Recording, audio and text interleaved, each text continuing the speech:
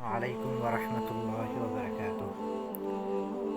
اپنی طبیعت اور مزاج کے موافق کسی چیز کی طرف رغبت کا نام خواہش ہے۔ خواہش انسان کو اپنا مقصد و مراد حاصل کرنے پر آمادہ کرتی ہے۔ نبی کریم صلی اللہ علیہ وسلم نے فرمایا کہ تم میں سے کوئی اس وقت تک مومن نہیں ہو سکتا جب تک اس کی خواہشات میری لائی ہوئی شریعت کے تابع نہ ہو جائے۔ جو نبی کریم صلی اللہ علیہ وسلم کی شریعت سے ہٹ کر خواہش پرستی میں مبتلا ہو جائے تو وہ شخص انجام کی فکر کے بغیر وقتی لذت کو حاصل کرنے کے لیے ہر قسم کے دنیاوی اور اخروی مصائب کو دیکھتے ہوئے بھی اپنی شہوت پوری کرتا ہے۔ خواہش انسان کو اندھا کر دیتی ہے۔ انسان جب خواہشات کی طرف بڑھتا ہے تو دین و عقل میں سے ہر ایک اس سے مخاطب ہو کے کہتے ہیں کہ ایسا نہ کر، لیکن اطاعت وہ اسی کی کرتا ہے جو غالب ہو۔ ایک بچہ اپنی خواہش کو ترجیح دیتا ہے خواہ اس کے نتیجے میں بربادی ہاتھ آئے، کیونکہ وہ عقل کا کچا ہوتا ہے۔ ایک بے دین آدمی اپنی خواہش کو ترجیح دیتا ہے خواہ اس کا نتیجہ آخرت کی تباہی ہی کیوں نہ ہو، کیونکہ وہ دین کا کچا ہوتا ہے۔ انسان کا امتحان خواہشات کے ذریعے رکھا گیا اور وہ ہر وقت کسی نہ کسی حادثہ سے دوچار ہوتا رہتا ہے۔ اس لیے اس کے وجود میں دو حاکم بنا دیے گئے ہیں، ایک عقل اور دوسرا دین۔ پھر انسان کو حکم دیا گیا کہ خواہشات کے حوادث کو ہمیشہ ان دونوں حاکموں کے پاس لے جائے اور ان کے فیصلوں پر سر تسلیم خم کرے۔ ان خواہشات کی غلامی سے آزادی کے لیے صبر کا تلخ گون چاہیے کہ اس گھڑی اپنے نفس کو آمادہ کر سکے اور برائی کے کاموں سے اپنے آپ کو روک سکے۔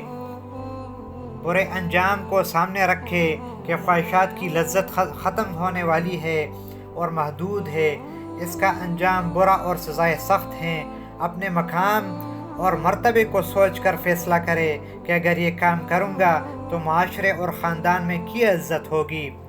اللہ کی رضا کو ترجیح دے کر شیطان پر غلبہ پائیں گے اور شیطان ناکام و نامراد واپس ہوگا کہ اس کی خواہش کے مطابق کام نہ ہوا۔ خواہشات کی غلامی میں ذلت ہی ذلت ہے۔ اپنی پچھلی گزری ہوئی زندگی پر غور کرے کہ گناہ کرنے کے بعد کیا کھویا کیا پایا۔ نفسانی خواہشات کے پیچھے چلنا موجب ہلاکت ہے۔ انسان کو ہلاک کرنے والی 3 چیزیں ہیں: نفسانی خواہشات، بخل اور خود پسندی۔ نبی کریم صلی اللہ علیہ وسلم نے فرمایا، پہلوان وہ نہیں جو کسی کو پچھاڑ دے، بلکہ پہلوان تو وہ ہے جو غصہ کے وقت اپنے آپ کو قابو کر لے۔ آدمی جب اپنی خواہش کی مخالفت کرتا ہے تو اپنے جسم، دل اور زبان میں قوت پاتا ہے۔ نفسانی خواہشات ایک بیماری ہے اور اس کا علاج مخالفت ہے۔ خواہشات کی اتباع سے توفیق کے دروازے بند ہو جاتے ہیں اور محرومی کے دروازے کھل جاتے ہیں۔ ایک عالم کا قول ہے کہ کفر 4 چیزوں میں ہے: غضب، شہوت، لالچ اور خوف۔ پھر فرمایا، دونوں کو میں نے اپنی آنکھوں سے دیکھا۔ ایک شخص غصہ میں آیا اور اس نے اپنی ماں کو قتل کر دیا۔ دوسرا شخص مبتلا عشق ہو کر اپنی شہوت کے پیچھے چلا اور نصرانی ہو گیا۔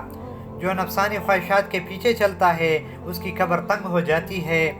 اللہ فرماتا ہے، وَجَزَاهُمْ بِمَا صَبَرُوا جَنَّةً وَحَرِيرًا، اور انہیں ان کے صبر کے بدلہ میں جنت اور ریشمی لباس عطا فرمائے۔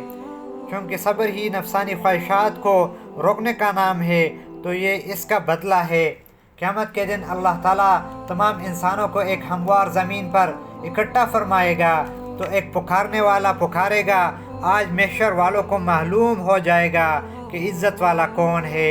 متقی کھڑے ہو جائیں گے، وہ سب مقام عزت کی طرف چل پڑیں گے اور خواہشات کی اتباع کرنے والے سروں کو جھکائے ہوئے خواہشات کی گرمی اور پسینے میں ڈوبے پریشان کھڑے ہوں گے، جبکہ متقی عرش کے سایہ میں ہوں گے۔